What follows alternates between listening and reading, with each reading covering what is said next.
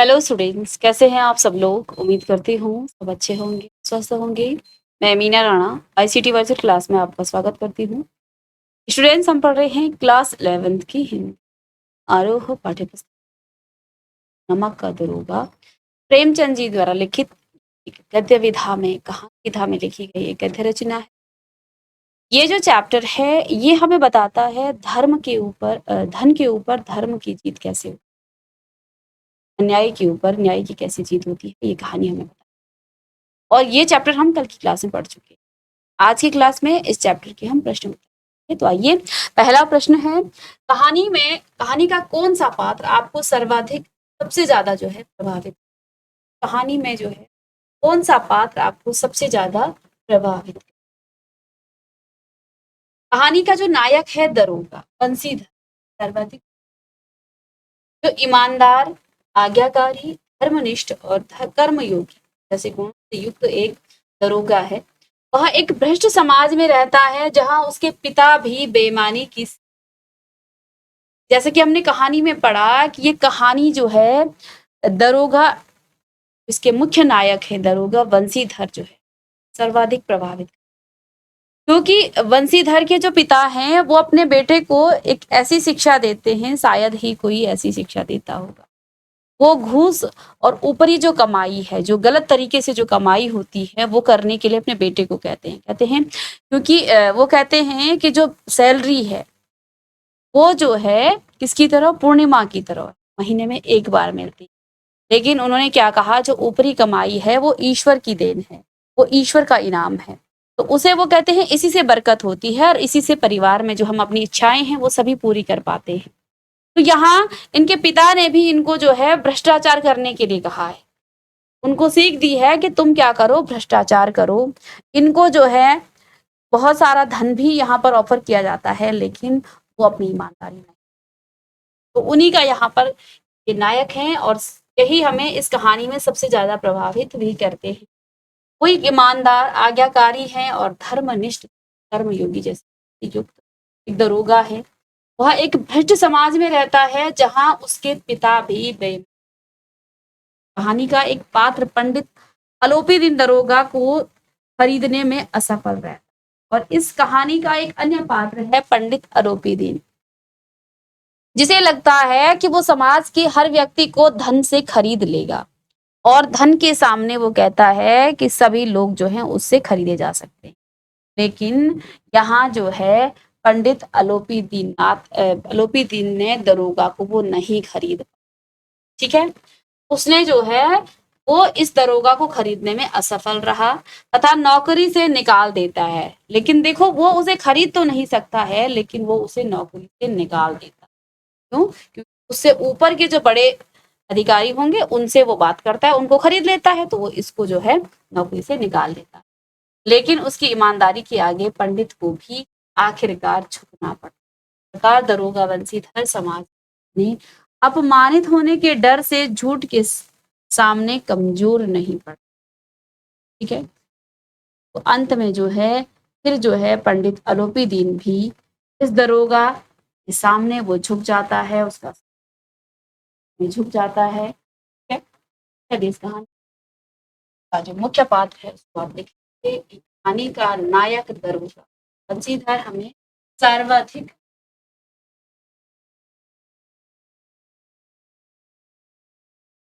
बंसीधर एक ईमानदार व्यक्ति है, वो पिता की आज्ञा पालन करता है इसलिए आज्ञाकारी है, धर्म के प्रति है, कर्मयोग।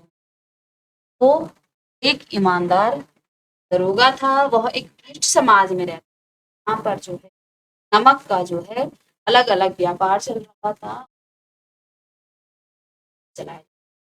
यहाँ उसके पिता भी उसे बेईमानी की सीख देते हैं। उसके पिता क्या कहते हैं कि तुम जो है नौकरी तो करो, लेकिन ऐसी नौकरी करो जिसमें ऊपरी कमाई हो, और जहां ऊपरी कमाई कमाई जा रही है यानी कि वहां पर समाज आपका भ्रष्ट है, वो काम गलत है। ऊपरी कमाई कहाँ आती है, गलत तरीके से पैसा कमाते हैं। आपकी फिक्स नौकरी है, आप किसी सरकारी कर्मचारी हैं और आप जो है ऊपरी कमाई भी खा रहे हैं, तो ये जो है भ्रष्टाचार है, ठीक है ना।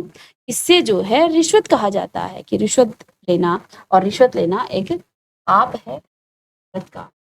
तो वो जो है, यहाँ उसके पिता भी, जो दरोगा के पिता हैं, वो भी यही सीख देते हैं अपने पिता को कि वो क्या करें, वो ऊपरी कमाई लें और ऐसी नौकरी करें जिसमें ऊपरी कमाई।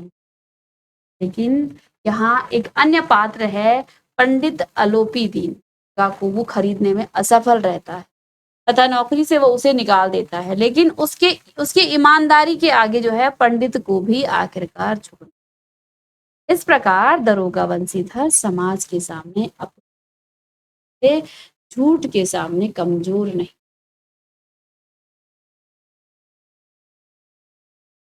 प्रश्न नंबर 2 है, नमक का दरोगा कहानी में पंडित अलोपी दीन के व्यक्तित्व के बारे में कौन से दो पहलू पक्ष जो है उभर। तो आप देखिए, पंडित अलोपी दीन जहां उसने जो है धन को ही वो सर्वाधिक सबसे महत्वपूर्ण और सबसे ऊपर रखता था, वो भ्रष्टाचार करता था, गलत तरीके से वो नमक का व्यापार कर रहा था। यहाँ दरोगा जी ने उनको पकड़ा तो उनको ऐसा लगा कि शायद वो दरोगा को भी खरीद ले, लेकिन ऐसा नहीं हुआ। दरोगा ने जैसे ही उसे पैसे ऑफर किए, पंडित अलोपी दीन ने जैसे ही उन्हें पैसे ऑफर किए, उन्होंने उनको ही हथकड़ियां पकड़ा, वो सीधे अदालत। अब जो है, उस समय तो वो पैसे के बल से वहां से निकल गया, लेकिन बाद में फिर जो है उसने अपने पैसों पर ही, अपने पैसों के बल पर ही, धन के बल पर ही दरोगा को नौकरी से निकलवा दिया। ठीक है, लेकिन अंत में जो है फिर वो हार जाता है और वो दरोगा को जो है घोषित कर। पंडित आरोपी दीन इस इलाके का प्रतिष्ठित जमींदार। कहानी में उसके व्यक्तित्व के दो पहलू, दो पक्ष उभर कर आते हैं। पहला पक्ष उसका निंदनीय है, जब वह दरोगा को रिश्वत देने की कोशिश करता है। यहाँ इस कहानी में जो आरोपी दीन है, पंडित आरोपी दीन, वो एक प्रतिष्ठित व्यक्ति है और यहाँ उसके दो जो है यहाँ पक्ष इस कहानी में आए हैं। पहला तो निंदनीय है, जब वह दरोगा को रिश्वत देने की कोशिश करता है, जिससे उसके भ्रष्ट व्यक्तित्व का पता चलता है। वह आरोपों से मुक्त होने के लिए कई छल प्रपंचों का सहारा लेता है, जिससे कई उसके चालाक जो व्यक्तित्व है उसका भी पता चलता है। ठीक है, तो पहले पक्ष को लिख लीजिएगा। ठीक है, अब यहाँ पंडित आलोपी दीन का दूसरा, चलिए पहले इसको लिख लें, क्या पक्ष उसका निंदनीय। और इसका दूसरा पक्ष क्या है, दूसरे पक्ष में जो है पंडित आलोपी दीन को जब उन्होंने दरोगा को गलत तरीके से उसकी नौकरी से निकलवा दिया, उसे पछतावा हुआ और पछतावा होने के बाद वो जो है दरोगा के पास चला गया और उसने अपनी पूरी जो जायदाद है उसका स्थायी मैनेजर बनाने की विनती की, बनाई नहीं बल्कि विनती की दरोगा जी से। ठीक है, यहाँ पर इसका ये दूसरा जो है ये प्रशंसनीय इसका पक्ष रहेगा, इसको आप लिख लीजिएगा कि उनका जो दूसरा पक्ष है वो प्रशंसनीय है कि जब पंडित आलोपी दीन को दरोगा को जो है नौकरी से निकलवाने पर जो है उसे पछतावा हुआ कि ये मैंने गलत कर दिया है, एक ईमानदार व्यक्ति के साथ जो है इतना गलत व्यवहार मैंने किया है, तो फिर जो है उन्होंने अपनी पूरी प्रॉपर्टी का, अपनी जो भी इनके पास जायदाद थी उन सभी का स्थायी मैनेजर किसको बना दिया, दरोगा जी को बना। तो विनती करी कि आप जो है इसको जो है स्वीकार करें। ठीक है, चलिए, तो ये जो है प्रशंसनीय पद का जो है पक्ष रहेगा। ये सब दो प्रश्न हो चुके हैं। तीसरा है, कहानी के लगभग सभी पात्र समाज की किसी न किसी सच्चाई को उजागर करते हैं। निम्नलिखित पात्रों के संदर्भ में पाठ के उस अंश को उद्धत करते हुए बताइए कि समाज की किस सच्चाई को उजागर। यहाँ पर एक वृद्ध मुंशी आता है, वकील आता है, शहर।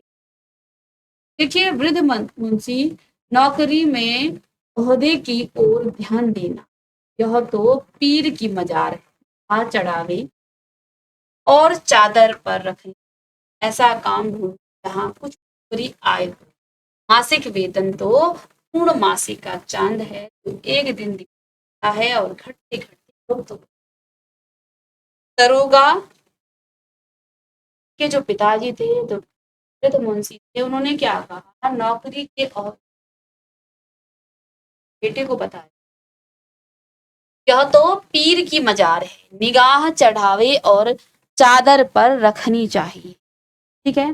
कहा ऐसा काम ढूंढना जिसमें कुछ ऊपरी आय हो। मासिक आय तो पूर्णमासी का चांद है जो एक दिन दिखाई देता है और घटते घटते लुप्त हो जाता है। तो ये जो है वृद्ध मुंशी ने कहा, जो कि दरोगा जी के पिताजी थे। ठीक है। यहाँ पर वृद्ध पिता जो है समाज में व्याप्त जो भ्रष्टाचार है की गहराई को व्यक्त करता है। घर की आर्थिक दशा इतनी दयनीय है कि वे अपने बेटे को ही जो है रिश्वतखोरी का मार्ग अपनाने की सीख देते। वे उसे नौकरी ढूंढने जाने से पहले ऊपरी आमदनी के फायदे समझा। देखो यहाँ पर एक पिता जो है गलत तरीके से धन कमाने को कह रहे हैं कि उनकी जो आर्थिक स्थिति है वो ठीक नहीं है, कर्ज में वो डूबे हुए। कहते हैं कि जो मासिक वेतन है वो तो जो है किसकी तरह है, पूर्णमासी के चांद की तरह, तो एक दिन दिखता है और फिर गायब हो जाता है। ठीक है। तो कहते हैं रिश्वत जो है लेने के लिए वो अपने बेटे, वे उसे नौकरी ढूंढने से पहले ही आमदनी के फायदे समझा। ठीक है। दूसरा यहाँ वकील, वकील ने क्या कहा, वकीलों ने यह फैसला सुना और उछल पड़े। कहानी में वकील पंडित अलोपी दीन के आज्ञापालक तथा गुलाम थे। यहाँ न्यायिक व्यवस्था में व्याप्त भ्रष्टाचार। तो जब केस चला दरोगा जी पर, उनको जो है झूठे मूठे केस में निकाल दिया गया, वकीलों ने यह फैसला सुना तो वो उछल पड़ी। इस कहानी में वकील जो है पंडित अलोपी दीन आज्ञापालक और गुलाम थे, पैसों के गुलाम थे। यहाँ न्यायिक व्यवस्था में जो है व्याप्त भ्रष्टाचार है कि हमारे न्याय में भी जो देखिए कानून के सामने जो है उसे बिल्कुल सच साबित किया गया था, इसलिए कानून ने अपना फैसला सुनाया, लेकिन वास्तव में जो है दरोगा जो है बेगुनाह थे और उनको जो है फंसाया गया था, इसलिए जो है उनको नौकरी से निकाल दिया गया। लेकिन यहाँ पर जो वकील वो अलोपी दीन के आज्ञापालक हैं और गुलाम। और इस वाक्य में जो है यहाँ क्या दिख रहा है, जो न्यायिक व्यवस्था है उसमें भी भ्रष्टाचार की झलक दिखाई पड़ी। शहर की भीड़, जिसे देखिए वही पंडित जी के इस व्यवहार को पर टीका टिप्पणी कर रहा है। निंदा की बौछारें हो रही है, मानो संसार से अब पापी का जो है पाप कट, पानी दूध के नाम से जो है वाला कल्पित रोजना मचे करने वाले अधिकारी वर्ग जो हैं, रेल में बिना टिकट सफर करने वाले बाबू लोग, जाली दस्तावेज बनाने वाले सेठ और साहूकार, यह सब के सब जो है देवताओं की भांति गर्जन जो है दर्जन चला रहे हैं। तो इसमें से ये पता चलता है कि सब के सब जो है भ्रष्टाचार में लिप्त हैं, लेकिन तमाशा देखने के लिए आतुर रहते हैं। पंडित अलोपी दीन के गिरफ्तार होने पर शहर की भीड़ टीका टिप्पणी करने में पीछे नहीं रहती, जबकि वो स्वयं गलत हैं। इससे समाज की जो है संवेदनहीनता का पता चलता। तो जब पंडित अलोपी दीन को गिरफ्तार कर दिया गया तो शहर की भीड़ उमड़ गई। ये तो बड़ा प्रतिष्ठित व्यक्ति है, इसको कैसे पुलिस ले जा सकती है। तो जब उसको गिरफ्तार कर दिया गया, भीड़ जो है इकट्ठी हो कि पूरा समाज हमारा भ्रष्ट, लेकिन तमाशा हर कोई देखना चाहता है, दूसरे को हर कोई जो है तमाचा मारना चाहता है। ठीक है। तो देखो तमाशा देखने के लिए सभी आतुर हैं, लेकिन सब में कुछ ना कुछ भ्रष्टाचार छिपा हुआ है। ठीक है ना। तो यहाँ पर शहर की भीड़ टीका टिप्पणी करने में पीछे कि वो स्वयं गलत है और इससे समाज की संवेदनहीनता का भी पता चलता है। तो क्या चलता है कि समाज हमारा कितना संवेदनहीन। देखो हम जो हैं जब तक स्वयं गलत हैं, हम जब तक स्वयं ठीक नहीं है, हमें दूसरों पर टिप्पणी करने का कोई अधिकार नहीं।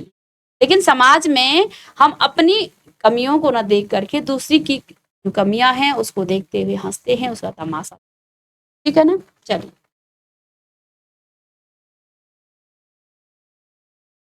चलिए निम्न पंक्तियों को ध्यान से पढ़िए। नौकरी में ओहदी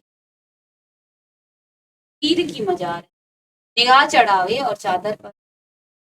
ऐसा काम ढूंढना जहां कुछ ऊपरी आय हो। मासिक वेतन तो पूर्णमासी का चांद है जो एक दिन दिखाई देता है और घटते घटते लुप्त हो। ऊपरी आय बहता हुआ स्रोत, सदैव प्यास बुझती। वेतन मनुष्य देता है इसी, लेकिन उन्होंने क्या कहा है, इसी से उसमें वृद्धि नहीं। ऊपरी आमदनी जो है ईश्वर देता है, इसी की बरकत। तुम स्वयं विद्वान हो, तुम्हें क्या समझा। यह किसकी उक्ति है। मासिक वेतन को पूर्णमासी का चांद क्यों कहा गया है, और क्या आप एक पिता के इस वक्तव्य से सहमत। यहाँ पर ये सारी बातें किस दरोगा हैं उनसे कहा कि आपको जो है क्या करना, तीर की चढ़ावे और काम ढूंढना जहां ऊपरी आय हो। एक पिता जो है अपने पिता से कह रहे हैं कि ऐसी नौकरी ढूंढो जिसमें भ्रष्टाचार हो, जिसमें तुम गलत तरीके से क्या करो, अपनी आमदनी करो। ये उक्ति जो है दरोगा बंसीधर के वृद्ध पिता ने कहा, ऐसी नौकरी ढूंढो जिसमें ऊपरी आय हो, जिससे परिवार की जो आर्थिक स्थिति है वो ठीक हो जाए। दूसरा, जिस प्रकार पूर्णमासी का चांद धीरे धीरे घटता जाता है, उसी प्रकार मासिक वेतन महीने के दिन तो होता है, जरूरतों को पूरा करते करते पूर्णमासी का चांद धीरे धीरे लुप्त हो जाता है। उसी प्रकार महीने के अंत तक जो है मासिक वेतन, ये सही बात, ठीक है ना। लेकिन इसका मतलब ये नहीं है कि हम गलत तरीके से पैसे और धन का अर्जन, ठीक है। एक वृद्ध पिता ने जो है ये जो उक्ति दी है, ये जो बात कही अपने बेटे से, क्या ये सही है, क्या ये आपके नजरों में आपको सही लगता है। आपको यदि जो है मासिक आय से आपकी जो है जरूरतें हैं वो पूरी नहीं हो रही हैं, गलत तरीके से ऊपरी कमाई का मतलब क्या है, जहां पर आप भ्रष्टाचार करेंगे तभी तो आपको ऊपरी कमाई मिलेगी। तो क्या इस तरीके से पैसा कमाना, इस तरीके से धन कमाना ये सही है। चलिए तो आप लिख लीजिए। और नेक्स्ट देखिए, तो एक पिता को ये बिल्कुल भी शोभा नहीं देती कि वो अपने बच्चों को इस प्रकार की शिक्षा, ठीक है। तो नहीं, एक पिता के लिए एक इस वक्तव्य के जो है असल, यहाँ पर देखो एक पिता को ऐसी बात नहीं कहनी। ऊपरी आय या रिश्वत लेना एक गलत बात है। इस इतनी खुशी ईमानदारी से नौकरी करने में मिलती है, उतनी खुशी अधिक पाने की लालसा में ऊपरी आमदनी से नहीं। एक ईमानदार व्यक्ति जो है रहता है, क्योंकि वो ईमानदारी से अपना धन कमाता है, ईमानदारी से अपना काम करता है। लेकिन जो बेईमान होता है, रिश्वत लेता है, एक ना एक दिन जो है वो उसको पछताना पड़ता है, और फिर उसका वो ऊपरी कमाई भी कहीं काम नहीं आती, ठीक है। तो हमारे समाज में जो है कई ऐसे व्यक्ति हैं जो चाहते हैं कि वो ऊपरी कमाई करें, गलत तरीके से वो पैसे कमाएं, गलत तरीके से धन का अर्जन करें और उससे अपनी जरूरतों को पूरा, है। लेकिन एक दिन ऐसा आएगा कि आप पकड़े जाएंगे, आप उस गलत धन का, पहले तो आप ये देखिए कि गलत धन जो कमाया जाता है गलत तरीके से, वो गलत जगह ही उसका जो है उसका प्रयोग होता है, ठीक है। तो ईमानदारी से रहेंगे तो आप हमेशा, लालच करेंगे तो। चलिए प्रश्न नंबर 5 है, नमक का दरोगा कहानी के कोई दो अन्य शीर्ष बताओ।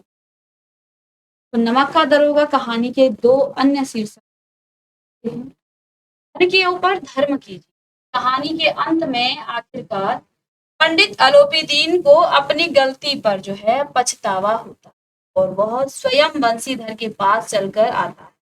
उसे अपनी पूरी जायदाद का वो स्थायी मैनेजर बना देता है। इस प्रकार धन पर धर्म की जीत। यहाँ धन के ऊपर धर्म, इस पर जो है वो आप लिख सकते हैं, क्योंकि इस कहानी में ऐसा ही हुआ है, क्या धन के ऊपर धर्म की जीत हुई है, ठीक है। दरोगा को जो है बड़ी कठिनाइयों का सामना करना पड़ा, लेकिन उन्होंने अपनी ईमानदारी नहीं छोड़ी। धन का ऑफर उनके पास आया, लेकिन फिर भी उन्होंने धन को स्वीकार नहीं, कि वो धन गलत तरीके से आ रहा था और गलत तरीके से क्या हो रहा था, आपके पास वो आ रहा था। इसलिए जो है उन्होंने उस धन को स्वीकार नहीं किया, बल्कि पंडित अलोपीदीन को ही गिरफ्तार कर लिया। ठीक है, लेकिन पंडित अलोपीदीन ने तो उनको जो है क्या किया, पहले उन्हें नौकरी से निकलवाया हुआ, और वो स्वयं जो है बंसीधर के पास उसे अपनी पूरी जायदाद का स्थायी मैनेजर प्रकार धन पर यहाँ जीत, ये जो है इसका एक शीर्षक हो सकता। जैसा कि इस कहानी का जो मुख्य नायक है दरोगा, वो दरोगा कैसे थे, वो धर्मनिष्ठ दरोगा। यह कहानी पूरी तरह से दरोगा बंसीधर पर आधारित, जो अपने कार्य के प्रति ईमानदार और कर्तव्यनिष्ठ, वह पूरी ईमानदारी से अपने कर्तव्य को निभाता। ये दूसरा शीर्षक इसका हो सकता है धर्मनिष्ठ दरोगा। तो देखो, कहानी के अंत में अलोपीदीन ने के बंसीधर को मैनेजर नियुक्त करने के पीछे क्या कारण हो सकता है, आपको तर्क के साथ इसका उत्तर देना है। साथ में आप इसका प्रकार, यदि आप कहानी आप लिखते स्वयं, तो आप इस कहानी का अंत कैसे, क्योंकि पंडित अलोपीदीन स्वयं एक बेईमान और लालची व्यक्ति, उसने जो है आज तक रिश्वत देकर अपने गलत कामों को अंजाम दिया था। तो जो गलत व्यक्ति होता है वो भ्रष्ट था, वो ईमानदार नहीं था, वो बेईमान था और लालची व्यक्ति था। तो उसने जो है अपने जितने भी गलत काम किए हैं उन सबको अंजाम दिया था रिश्वत देकर। एक बंसीधर ही ऐसा व्यक्ति था जिसे वह अपने धन के बल पर खरीद नहीं। दरोगा के इस व्यक्तित्व से प्रभावित होकर उसने जो है उसे अपना पूरा मैनेजर नियुक्त कर, जो है जितनी भी उसके पास जायदाद थी उन सभी का मैनेजर नियुक्त। मैं इस कहानी का अंत जो है इस प्रकार करता या करती। ठीक है, कैसे आप इस कहानी का अंत करते, इसको आप लिखिएगा, बताइएगा मुझे भी कि आप इस कहानी का अंत कैसे करते। ठीक है, अगर आपके इस कहानी के लेखक होते तो आप इस कहानी का अंत कैसे करते, अंत में आप क्या जो है। ये कुछ प्रश्न आपके पाठ से थे। अब यहाँ पाठ के प्रश्न है, दरोगा बंसीधर गैर कानूनी कार्यों की वजह से पंडित अलोपीदीन को गिरफ्तार करता है, लेकिन कहानी के अंत में इसी पंडित अलोपीदीन की सहृदयता पर मुक्त होकर यहाँ मैनेजर की नौकरी को तैयार हो जाता। आपके विचार से बंसीधर को ऐसा करना उचित था, आप उसकी जगह होते तो क्या करते। इस कहानी में क्या हुआ, दरोगा जो बंसीधर है वो गैर कानूनी कार्यों की पंडित कर देता, लेकिन उसी व्यक्ति के वहां वो जॉब करने लगता है, नौकरी करने को तैयार हो जाता। तो क्या उसका ऐसा करना उचित था, यदि आप होते तो आप क्या करते। देखो, बंसीधर का पंडित अलोपीदीन की सहृदयता पर मुक्त होकर उसके यहाँ मैनेजर की नौकरी तैयार होना कहीं से नहीं जान पड़ा, क्योंकि बंसीधर एक ईमानदार दरोगा था। वह चाहता तो अलोपीदीन द्वारा प्रस्तावित नौकरी के आग्रह को वो ठुकरा। मैं उसकी जगह होती या होता तो ऐसी नौकरी कभी न स्वीकार। पंडित अलोपीदीन के काले धन का मैनेजर बनकर मैं अपने स्वाभिमान को ठेस नहीं। तो एक गलत व्यक्ति के यहाँ नौकरी करना ये दरोगा का सही फैसला नहीं था। वो जो है उसे ठुकरा करके फिर से उसे जो है उसकी गलतियों की जो है एहसास करा सकता, लेकिन उसने जो है वो नौकरी स्वीकार की। ठीक है, अब नेक्स्ट क्लास में आगे के प्रश्न हम करेंगे, तो मिलते हैं नेक्स्ट लेक्चर के लिए। Thank you.